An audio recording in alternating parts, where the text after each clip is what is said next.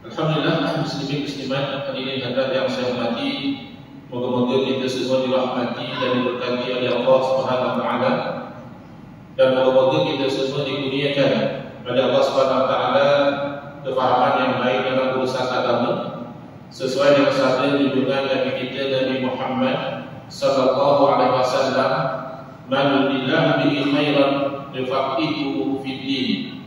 Barang siapa yang Allah nakkan dan dia kebaikan, nescaya Allah beri dia faham dalam urusan agama. Dan moga-moga kita semua dikurniakan oleh Allah Subhanahu wa taala akhlak yang mulia sesuai dengan sabda Nabi sallallahu alaihi wasallam, "Innama bu'istu liutammima makarimal akhlak." Hadis saja saya dibangkitkan demi untuk menyempurnakan kemuliaan akhlak.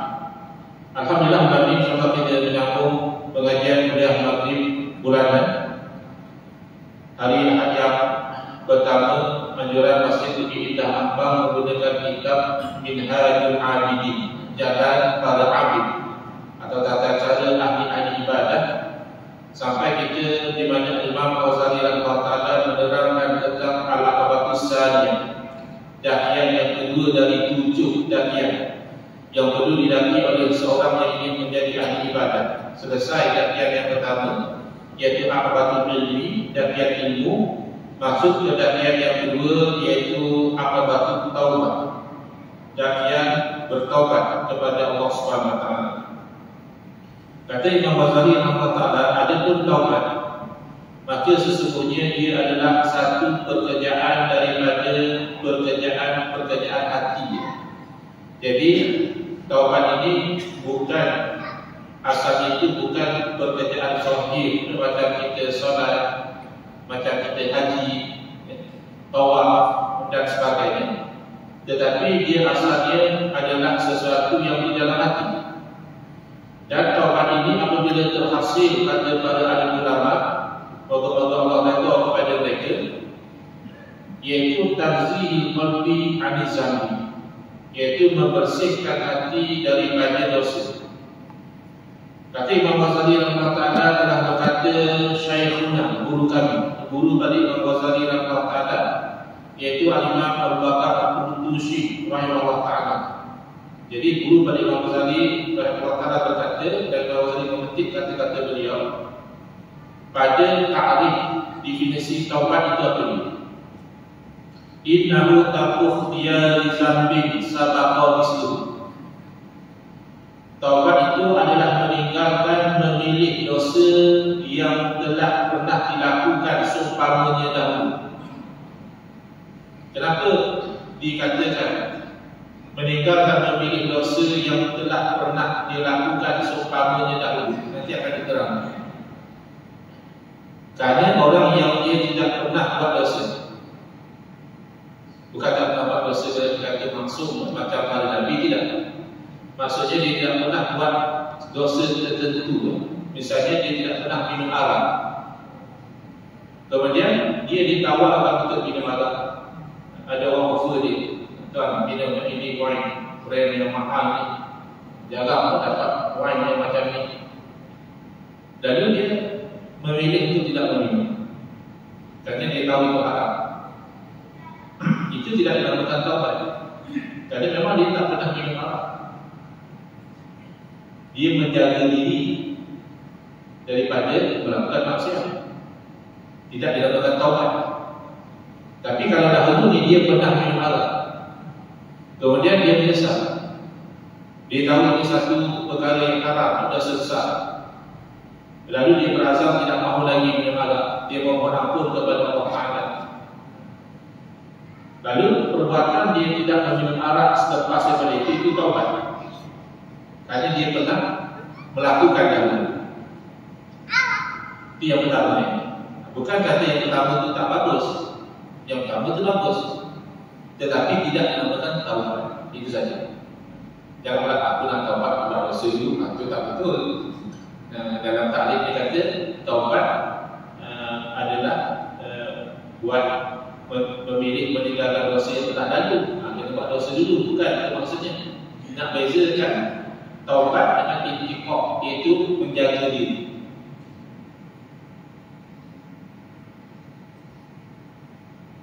sabaqa misluhu anhu manzilatan la suratan, yang mana telah berlaku dosa seumpamanya daripada sudut kedudukan dosa, bukan daripada sudut rupa bentuk dosa.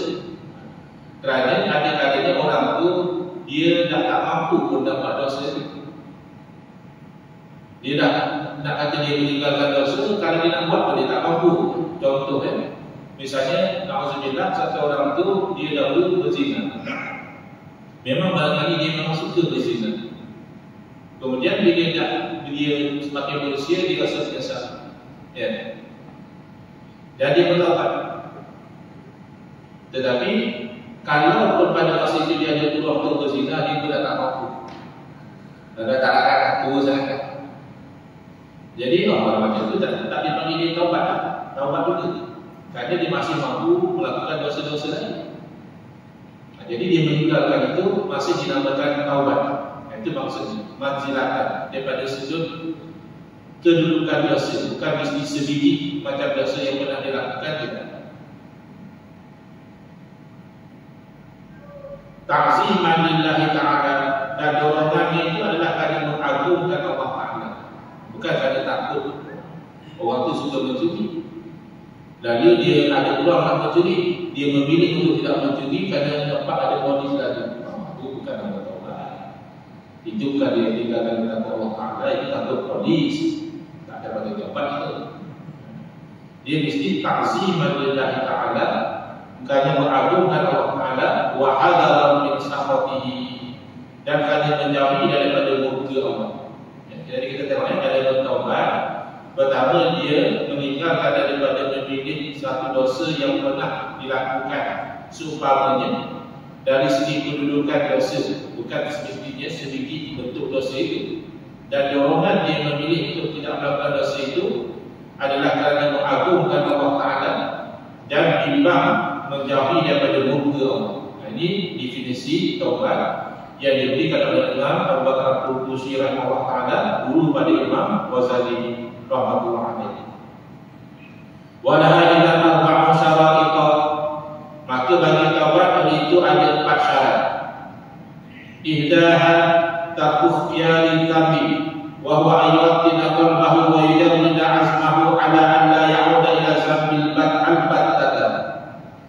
Syarat yang pertama daripada 4 syarat taubat adalah dia meninggal daripada memilih dosa, iaitu dia benar-benar mengukuhkan hatinya dan membulatkan azamnya bahawa dia tidak sekali-kali kembali kepada dosa itu selama-lamanya.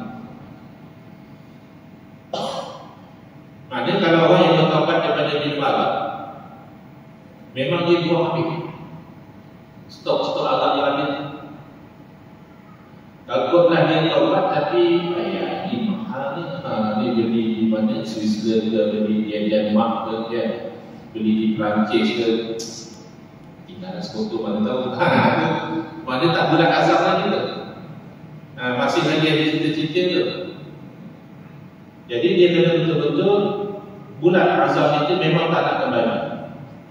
Fa'amma inna wa kazamba wa fi nafsihi annahu rubbama ya'udu ilaihi aw la ya'zimu ala zalika wa la taraddadu fa innahu rubbama yaqa'u lahu al-'awdu fa innahu mumtani'un 'an zambi ghairu ta'ibin anhu. Adapun kalau dia meninggalkan dosa, tapi dalam diri dia boleh jadi kata dia ada sifat lagi sesuatu. Ataupun yang berpegang kepada fatwa mengharamkan rokok misalnya, simpan dulu satu karena isap susah juga. Maknanya dia belum bisa, tapi masih sifat lagi.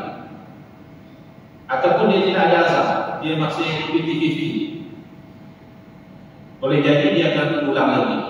Maka orang ini tidak dipanggil orang yang bertaubat, sekadar orang yang menahan diri. Pada masa itu dia sedang menahan diri daripada buat bid'ah. Adakah dia taubat? Belum. Kerana dia tidak ada azab yang bulat untuk meninggalkan. Biasanya kalau orang itu memang azab 100%, dia memang tak nak ulang lagi. Buang habislah. Agak-agak semua dah buang. Dia Tiba-tiba na'udzubillah kawan bujuk, ini enggak segala. Itu dosa. Yang taubat tadi dah jadi lah. Dah selesai taubat dia. Dah diampun dah dosa-dosa yang lalu. Maka bila dia minum lagi sekali itu dosa baru. Sebab dia dah bertaubat. Tapi kena taubat lain. Dosa baru kena taubat baru. Wasaniyatu ayatu ba'am min wa sabaqa anhu misluhu. Syarat yang kedua adalah dia bertaubat daripada dosa yang telah lalu seumpamanya. Izaulah yasbik anhu misluhu lakana muttaqiyan wa yaqalibin.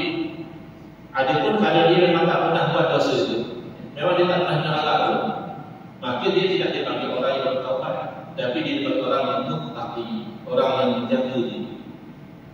Bagus tak? Muttaqi itu bagus. Cuba kita boleh taubat. Ala tara'ahu yasiful qawlu bi'anna Nabiya sallallahu alaihi wasallam kana muttaqiyan 'anil kufri wa la yasiful qawlu bi'annahu kana ta'iban 'anil kufri.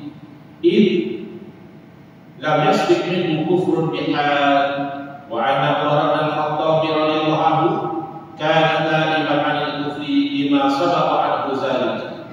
Jadi terus Imam Ghazali rahimahullah taala bagi contoh supaya dipahami ya, syarat kedua taubat itu ialah telah berlaku dosa itu. Bukan berarti nak suruh orang taubat dosa untuk dia bertaubat, bukan. Cuma nak beritahu itu tidak dinamakan taubat. Tidak akan kamu lihat. Bahawa benar kalau kita mengatakan bahawa Nabi SAW bagi dia menjaga diri bagi dia daripada kekufuran. Dan tidak betul kalau orang itu berkata Nabi SAW bertaubat dari kekufuran. Kenapa? Karena Nabi SAW tak pernah kufur. Jadi kalau orang yang kata Nabi dulu sesat, lepas dapat wahyu baru, Nabi dapat hidayah, itu salah tafsir ayat. Tafsir secara hakiki bahaya. Wawajadaka dhallan fahada. Allah dapati kamu itu dalam keadaan sesat, lalu dia bagi hidayah. Tafsir dia rekatkan. Dia kata Nabi pun dulu sesat juga. Lepas dapat wahyu barulah Nabi tak sesat. Tak betul tafsir ini. Cek dari tafsir yang muktabar, tidak ada dalam tafsir mengatakan Nabi SAW pernah sesat ini. Sebahagian mengatakan Nabi SAW berada dalam kaum yang sesat. Lalu Allah beri hidayah kepada mereka melalui Nabi SAW. Jadi tak betul lah kalau orang kata Nabi SAW bertaubat daripada kekufuran dan Nabi tidak pernah kufur. Tapi boleh mengatakan bahawa Sayyidina Umar Al-Khattab radhiyallahu anhu beliau itu bertaubat daripada kekufuran. Kerana satu masa dahulu beliau pernah kufur, bahkan pernah nak bunuh Nabi sallallahu alaihi wasallam. Itu hebatnya bagaimana pandangan itu bila berubah. Asalnya Sayyidina Umar radhiyallahu anhu ketika zaman kufur memandang Nabi SAW ini sebagai satu orang yang memecah belahkan masyarakat. Bukan ada pangkat, bukan ada harta, bukan ada kedudukan, datang-datang bawa satu ajaran menyebabkan masyarakat jadi berpecah belah. Orang macam ini ada bunuh saja. Itu pandangan beliau dari itu. Berkat mendengar ayat-ayat dalam surah Taha. Lalu sedang memperhatikan ini tak mungkin ayat dekat manusia. Jadi kalau sebegini ayat-ayatnya mesti daripada Tuhan. Jadi itu berubah pada kesenjangan kepada Nabi SAW. Sekarang beliau melihat Nabi SAW sebagai utusan Allah yang menyampaikan kebenaran daripada Tuhan. Terus beliau menjadi satu orang yang Allah muliakan Islam dengan sebab ini. Sayyidina Umar radhiyallahu anhu adalah lisan yang Allah angkat Islam daripada masa tertindas dengan sebab Islam yang mulia. Radhiyallahu anhu. Maka boleh kalau orang itu kata Sayyidina Umar bertaubat daripada kekufuran. Kerana satu masa dahulu memang pernah kufur. Wasali satu anna alladhi sabaqa yaqulu misla ma yaqulu ikhtiyarahu fil manzilati wa darajati la bisurati.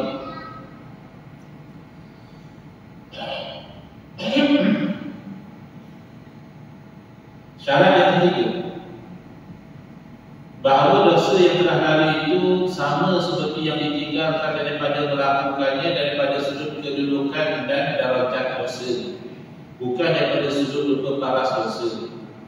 ala tara anna syaikhul karim al-fani alladhi sabaqa min zina wa qat'u tariqi idza arada an yatuba an zalika tuhkimu tawbatu la mahalata illa yu'lam an yubabu. Tidakkah kamu lihat ada satu orang tua terlepas sebenarnya tua bangkitnya, tua sangat tua bangkit lah. Fani maknanya dah kembali ke rahmatullah, dah teruk sangat, mungkin berjalan berjalan makanan bawa kena suap. Tapi dulu masa muda-muda suka berzina, waktu tari bahkan terompak jalanan gangster.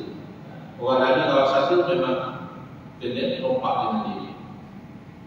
Berzina tu memang biasa. Bila dia tua dia menyesal atas perbuatan dia berzina dan terompak tadi. Bila dia nak bertaubat, dia boleh taubat. Kali dia taubat belum tentu lagi. Ada dua lah belum taubat kan ada. Tua bukan tak boleh taubat. Tak boleh taubat ni kan bila dah tak meninggal lah, dah betul-betul sakratul maut, ini masih terbuka lagi dia taubat. Tapi kalau kata-kata dia memilih untuk meninggalkan zina, dia memilih untuk tidak merompak, macam mana pula? Kan dia pilih boleh tak kalah. Jalan pun nak merompak, makan pun nak suap, bila masa nak berzina, bila masa nak merompak orang. Kadang dia tak mampu nak kata dia memilih meninggalkan, tak boleh. Pada yasin wasfu bi annahu tariqun lahu, maka nak kata dia meninggalkan tak sesuai. Mumtani'un anhu, dia menahan diri sebab dia memang tak mampu. Wa huwa ajizun anhu wa yumtamakkinin, padahal dia memang tak larat untuk melakukannya dan tidak mungkin. Lakinnahu yahdidu ala ma huwa mislu zina wa qat'i tariq manzilati wa darajat al-qazibi wal qazfi wal ghibati wan namimati. Tapi pada betul dia masih boleh melakukan perkara yang seumpama dari segi dosa macam zina dan merompak, seperti berdusta, seperti qasaf, menuduh orang lain berzina dengan tuduhan palsu, ataupun mengumpat, ataupun mengadu domba. Izjami zalika ma'asin, kerana semua itu tergolong dalam badan maksiat.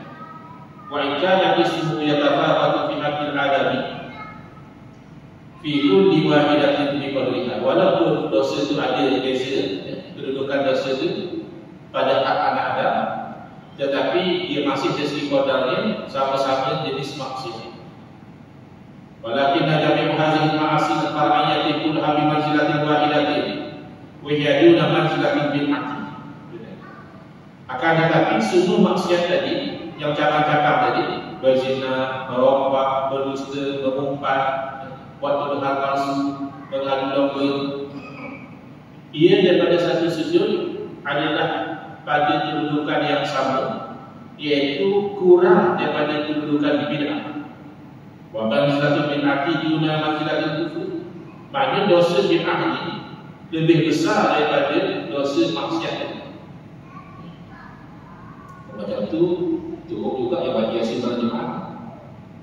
Oh, kamu bayangkan masih yasin berjemaah ke bid'ah, jenuh lah macam tu.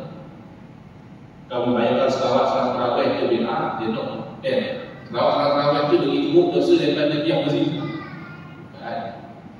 Bid'ah di masing-masing ini bid'ah yang haram, iaitu yang paling utama bid'ah dalam akidah. Orang yang berakidah Mu'tazilah, menafikan manhaj Allah Ta'ala pada hari akhirat, mengatakan Al-Quran kalam Allah itu makhluk, ataupun bid'ah yang kufur seperti Qadariyah, menafikan takdir Allah, menafikan ilmu Allah. Maka itu kalau bid'ah yang tidak sampai kufur seperti bid'ah Jabariyah, menyalahkan takdir, itu bid'ah. Itu lebih teruk daripada orang yang buat dosa. Maka dia kena tinggalkan bid'ah-bid'ah yang haram. Adapun bid'ah, kedudukan dosa bid'ah itu kurang daripada kedudukan dosa kufur. Walidhalika sahha min tawbatu an-zina wa qad tariqa sa'il imam Abdul Nazul al-Fi wa 'ala al-amsal al-yawm fi surah. Maka walaupun dia dah tak mampu nak meninggalkan zina, kerana memang dia tak mampu pun nak berzina, maka dia masih mampu meninggalkan dosa-dosa yang seumpama dalam zina, yang seumpama dalam merompak dan apa dosa-dosa yang lalu, dengan meninggalkan dosa-dosa yang seumpamanya dari segi surah, dari segi betul-betul. Daripada segi kedudukan. Yang terakhir, warabi'atu.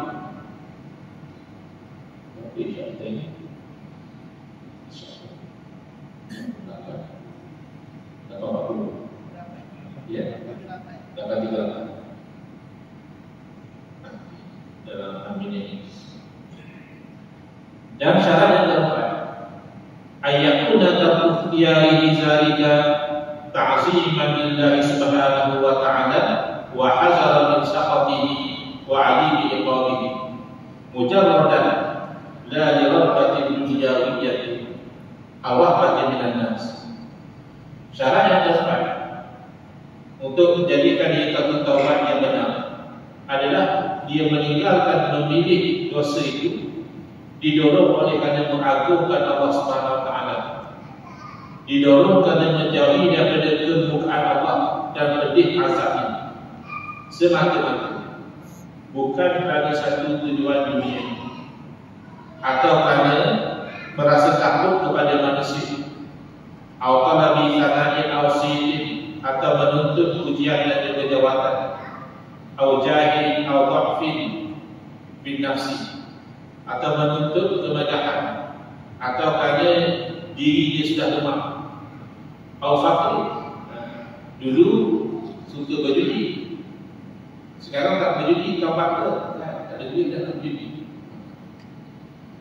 Atau hawanin, atau yudhizalika, atau kerana dah tak larat. Mestilah dorongan taubat itu kerana takut kepada Allah Ta'ala, mengagungkan Allah Ta'ala, tak mahu diazab oleh Allah Ta'ala. Itu dorongannya.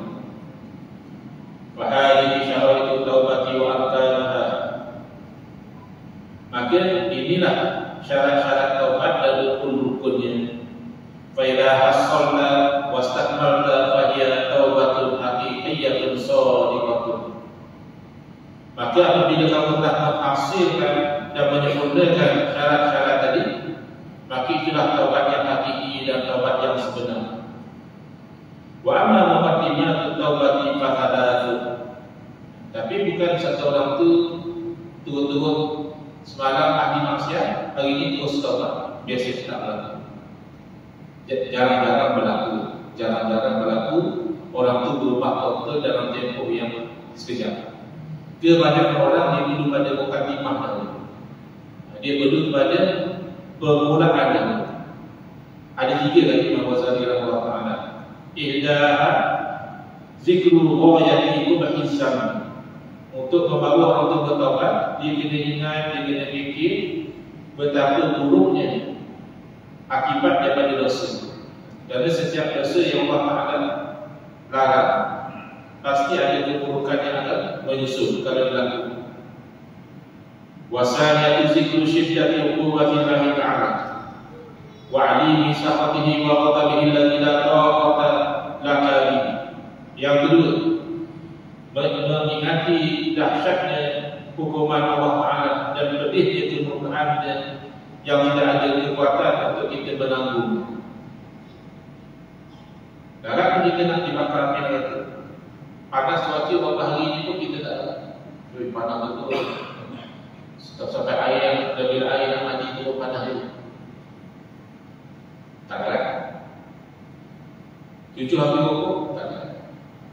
Bus mereka sejak tak turun tak ada. Buah api dingin bawah dagu tak ada. Habis ini larat kena tanam api neraka. Dia kena fikir macam itu. Ataupun kalau saja orang yang pergi ke Mekah, rasa panas di padang Arafah, itu baru panas di padang Arafah. Masih lagi ada kemah, ada rekod dan sebagainya. Macam mana panas di padang Arafah? Kalau kita ahli dosa ahli maksiat. Jadi benda ni yang lama-lama mendorong orang itu bertaubat. Wasalisatu zikru dhafika wa qillati hayyatika fi zalika. mengingati lemahnya kamu dan sedikitnya kemampuan kamu nak menanggung demikian itu. Fa'inna man la yahtamilu hadha syamsi wa lamata syuddi wa qarsana latin kaifa yahtamilu hadha nari jahannam wa dalla maqami al-zabaniya wa nas'a hayatin ka'ana ibu. Orang macam itu yang tak larat dengan panas matahari, kena tumbuk dengan polis pun tak mampu kita, kena gigit dengan semut pun dah sakit. Takkan kita menanggung panas neraka jahannam dan dipukul dengan pukulan daripada malaikat Zabaniyah dan digigit oleh ular-ular yang sebesar leher.